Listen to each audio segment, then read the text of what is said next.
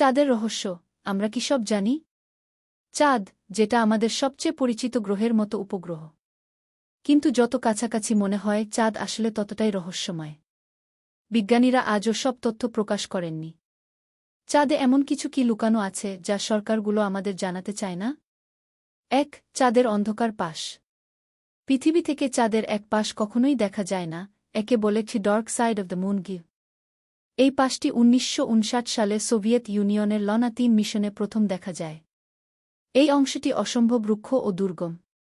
কিছু গবেষক দাবি করেন এই দিকেই রয়েছে অজানা গহ্বর, যেখানে বসতি থাকতে পারে কি। ২. এলিয়েন ঘাঁটি। বিভিন্ন মহাকাশ ছবি বিশ্লেষণ করে বলা হয় চাঁদে কৃত্রিম বস্তু বা অভ্যন্তরীণ গঠন রয়েছে।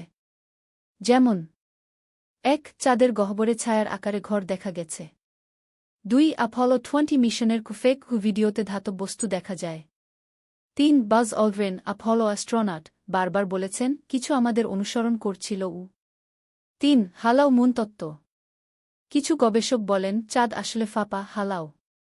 অ্যাপোলো মিশনের সময় যখন চাঁদের মাটিতে ডিভাইস ফেলা হয়, চাঁদ ঘণ্টার মতো বাঁচতে থাকে, যা ইঙ্গিত দেয় এটি কঠিন নয়।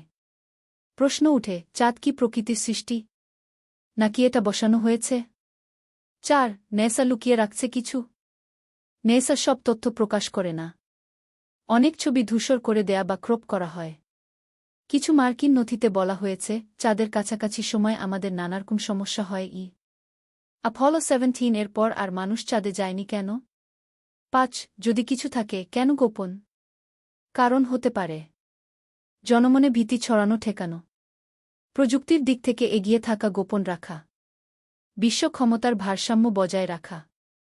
তাহলে তুমি কি বিশ্বাস করো চাঁদে কিছু লুকানো আছে, নাকি সবটাই ষড়যন্ত্রতত্ত্ব? তোমার মতামত লিখে জানাও কমেন্টে। এমন আরও রহস্য জানার জন্য চ্যানেলটা সাবস্ক্রাইব করে রেখো।